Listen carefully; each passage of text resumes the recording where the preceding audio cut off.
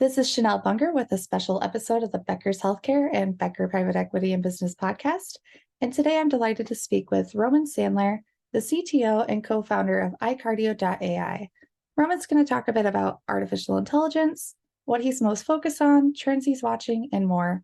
Roman, thank you so much for joining me today. My pleasure. Now, can you take a moment and introduce yourself and tell us a bit about your career and what iCardio.ai does? Absolutely. I guess my career took a little bit of a circuitous route. I started off on the technical side. I had a PhD in biomedical engineering, was doing a lot of research, and then was a founding member of Kerno, a neuroprosthetics company. And then I joined a defense company, which was very fortuitous because it was there. I was doing a lot of AI and sort of modern computer vision and deep learning there, which were the tools that I needed for my next opportunity, which was iCardio. When I was working for that defense company, I socially met a friend, and he was telling me about this giant data set that he had of echoes, and I can get into a little bit into that also.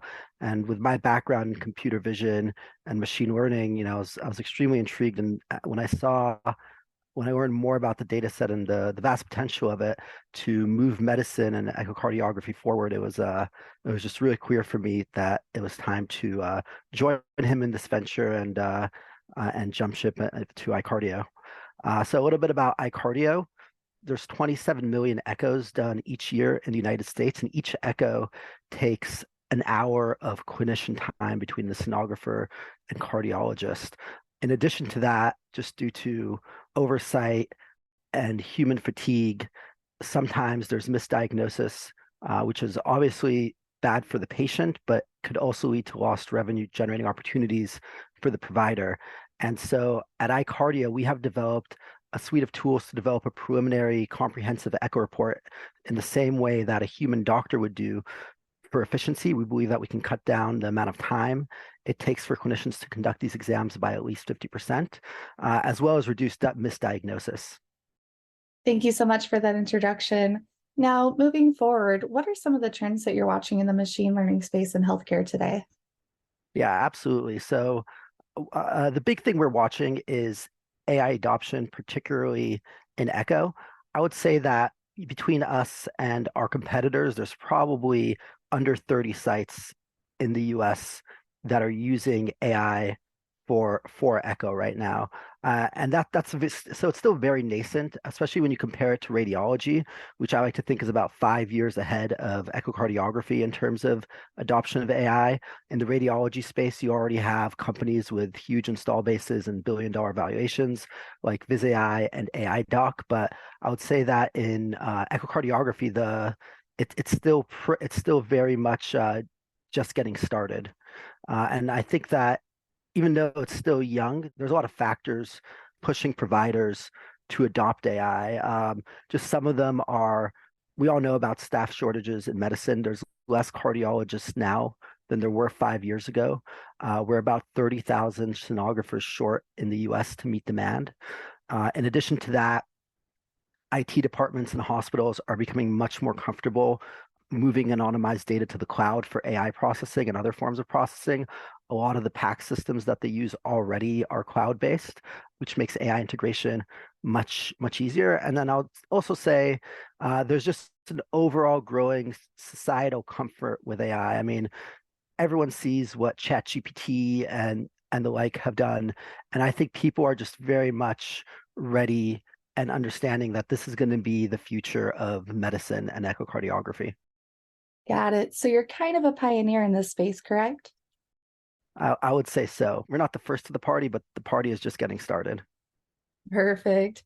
And with that, what are you most focused on and excited about? And what initiative from the past 6 to 18 months are you most proud of? Yeah, absolutely. So I would say that the biggest thing that our team has done recently, it was actually only a month and a half ago, was submitted our first product to FDA. That was probably one of the hardest things I've ever done in my life. It was about 700 pages of documentation that we had to produce, and that's under review now. So we're fingers crossed, expected clearance by the end of the year, which will allow us to start commercializing. In addition to that, Some of our other current efforts that we're very proud of are we're undergoing 3 clinical trials right now in the US to show the efficacy of our software. And also, we have signed distribution agreements with several PACS companies and OEMs.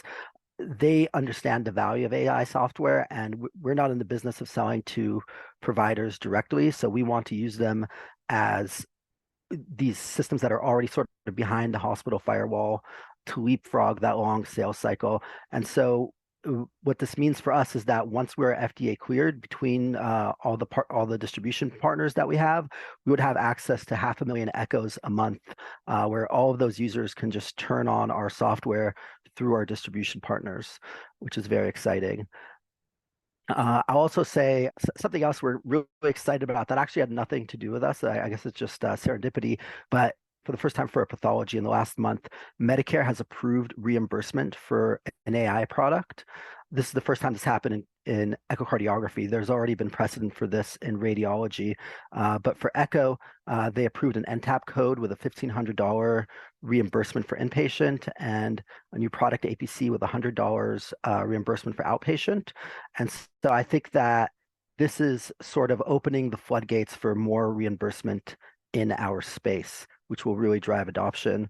As far as what we're looking forward to in the future, we have an upcoming trial with the military through the Uniformed Services University as a pilot trial to screen service members using the combination of mobile or POCUS ultrasound and AI. And this is something we're really proud of, because most of these service members, if they're based in the US, are in bases in the middle of nowhere, far away from a hospital. And if they're deployed overseas, it takes a helicopter usually to evacuate them to see a cardiologist. And so with the combination of handheld or mobile ultrasound and AI, we think that we could really serve as a strong preliminary care and triage device for these people. And then I'll also say we're currently fundraising for our next round, and we're very excited about that. That is exciting. And you have an impressive career and a unique career trajectory from defense to healthcare, and then I guess kind of both right now. With that, can you give me a few pieces of advice for emerging leaders? Yeah, absolutely. I would say, just looking back at some of the lessons that we learned at iCardio, is always stay close to the user. In our case, that's the doctor and the patient. I think that when we started, we were very excited to sort of go for the gold and reproduce the full echo report. We thought that that's what the market wanted, and in some ways that is. But after speaking to a lot more clinicians and patients and administrators and potential users, we saw that the needs were much more nuanced. People don't just want an automated report just for the sake of it. They want a second set of eyes for certain conditions. They want case triage. And some of the hospitals that we're speaking to, there's a 2-week wait time between the acquisition of the echo images and interpretation. That's just because these hospitals are so understaffed and they have such a long queue. So they want case triage. They want to know, can you give me a preliminary report so that if you find something urgent, you could put this on top of my desk right away? Doctors, a lot of times hospitals in echocardiography, there's about 40 views of the heart that are collected, and doctors want those views organized in a specific order. And right now, that's impossible to do. So unless the sonographer does it manually, it doesn't happen. And so even something as simple as view classification and arrangement is a key need. But we wouldn't, at first, we never would have thought of those needs until we were really down in the trenches with our partners and learned about that. And then the second thing I would say is the importance of collaborations and partnerships. We're a small team. We're really just starting our major growth phase. We've done a lot with the funding and the size that we've received, but we're smaller than others, and we would not have been anywhere without our partners and collaborators who really are working with us because they're excited about our technology just as much as we are.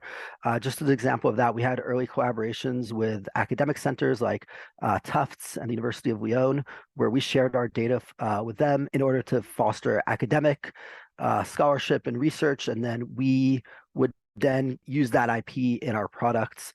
We also have clinical trials starting in other centers like UCI, where we have really strong internal champions. And then finally, our collaborations with the OEMs and the PAC systems, where they really see our vision, and they're very excited about integrating our technology into their systems. Perfect. I love that. You can have the best idea in the world, but without surrounding yourself with the right people and partnering and collaborating with the right people, you're not going to get very far. I appreciate that. Spot on. I also want to thank you for joining me today on the Becker Private Equity and Business Podcast and the Becker's Healthcare Podcast. It was a pleasure. Thank you. The pleasure was all mine. Thank you, Chanel.